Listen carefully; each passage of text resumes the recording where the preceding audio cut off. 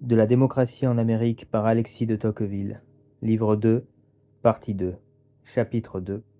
De l'individualisme dans les pays démocratiques. L'individualisme est une expression récente qu'une idée nouvelle a fait naître. Nos pères ne connaissaient que l'égoïsme. L'égoïsme est un amour passionné et exagéré de soi-même, qui porte l'homme à ne rien rapporter qu'à lui seul, et à se préférer à tout.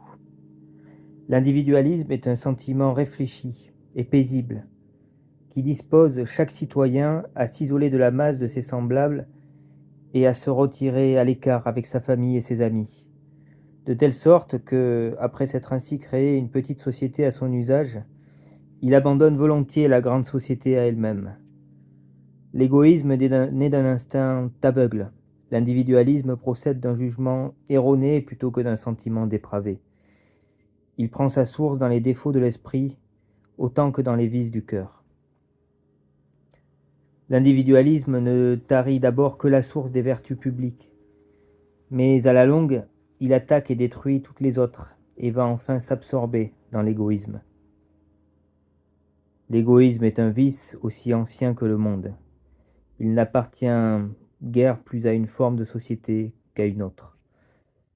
L'individualisme est d'origine démocratique, et il menace de se développer à mesure que les conditions s'égalisent.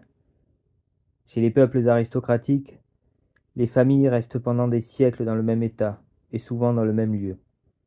Cela rend, pour ainsi dire, toutes les générations contemporaines. Un homme connaît presque toujours ses aïeux et les respecte.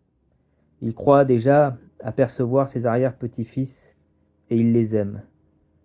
Il se fait volontiers des devoirs envers les uns et les autres.